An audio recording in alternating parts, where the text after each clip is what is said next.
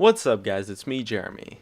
League of Legends is not the game it was 5 years ago when it launched, and over time it's gotten a lot better, mainly due to the changes Riot has made to the game as a whole.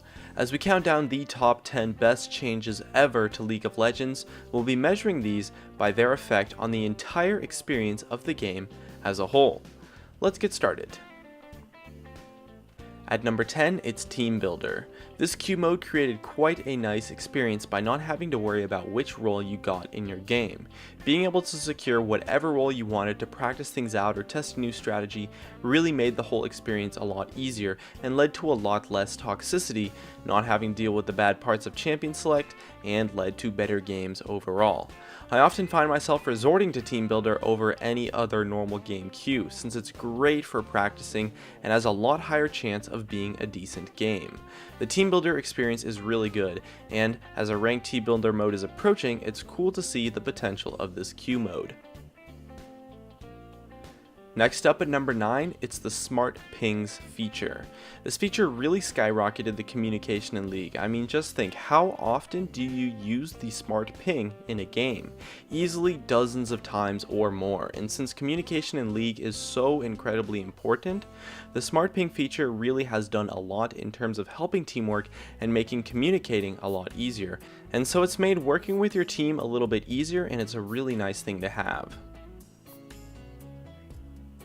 At number 8, it's the custom game modes. Some of them have been a little bit hit or miss, but the game modes such as Ultra Rapid Fire and One for All have been a total blast and were a really refreshing change of pace to the experience in the game. Tons of fun were to be had in those game modes, and although they weren't around all the time, there's some pretty interesting ones that have come out over the years, and I'm sure there's some more awesome ones in store for us as well. And at number 7, it's Spectator mode. Being able to spectate people has done quite a lot for the content creation community, as well as it's improved the competitive camera work by a lot. Back then, you would actually have to play in a custom game with 6 players on each team if you wanted to spectate a game, and it was super buggy, and quite often the 6th player that was spectating might actually die and have an effect on the game. In addition, being able to spectate your friends is really awesome, especially when you're waiting for them to finish their game, so it's just a really awesome feature to have overall. At number 6, it's the addition of the new jungle items. The new jungle items that interact with Smite have resulted in pretty much the most diverse jungle of all time. It's worked wonders and has made it so that a boatload of champions are now viable in the jungle, and has really improved the jungle experience as a whole. In addition, the items are just super good, and the way that they interact with Smite is so cool that it's really made the jungle a lot more interesting and a lot more dynamic, and it really fixed a decent amount of the issues involving the jungle previously. At number 5, it's the addition of trinkets. Trinkets really made the Vision game in League a lot smoother and overall a lot more fair to all of the roles, giving the game a really nice balance of vision control and making it so that buying wards as well as clearing them isn't something super annoying that you have to shell out a bunch of money for. Having the trinket is super convenient and made the game involve a lot less face checking, and so I think it made it a lot more fair for everyone. And at number 4, it's the addition of Sightstone and the support gold items. If anyone remembers, before these items were introduced, the support role was somewhat of a total snooze fest to play. It was a lot less fun than it is now, since you would buy your 2 gold per 10 items, Heart of Gold and Philosopher's Stone, and then spend literally every penny you got for the rest of the game on wards from there on out.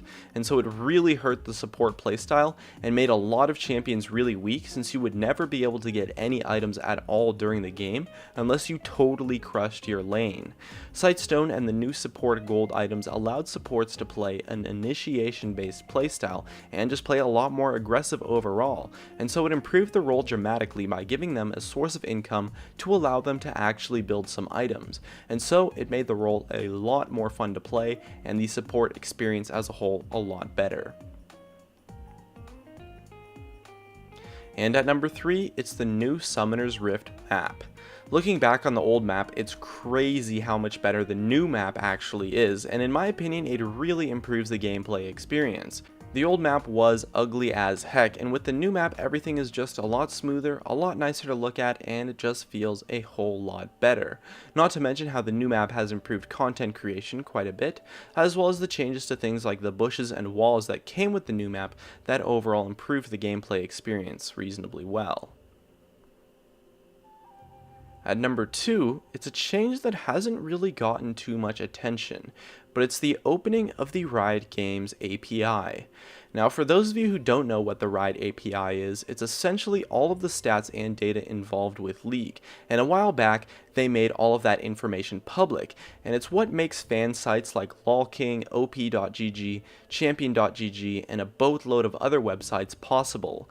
Before the API was released, almost all of these sites either didn't exist and were impossible to make, or were extremely inaccurate and fairly poor creations.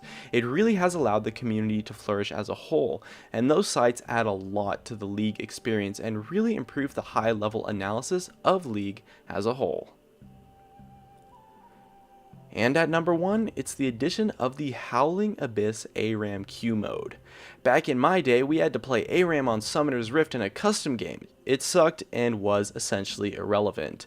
The ARAM queue mode, however, is a total blast and is such a fun time to play in, and is the premier casual game mode for League. Being able to actually queue into the mode made the whole experience loads better and stopped a lot of the dodgers and trolls that really ruined the game if they got a bad champion. The new map made the ARAM game mode tons of fun as well, and really gave us an awesome alternative to Summoner's Rift, and finally gave us a nice, relaxing, and safe way to play League without really having to worry about ragers or worrying about playing super well. And it's really just super fun to play, and at least for me personally, has really improved the League experience a ton. And so it takes my number 1 spot as the best change of all time to League of Legends. And that just about wraps it up. If you enjoyed the video, make sure to tap that like button, as well as you can subscribe for some more awesome content in the future. And definitely check out some of my other videos on the screen too. Thanks for watching, and I'll see you guys next time.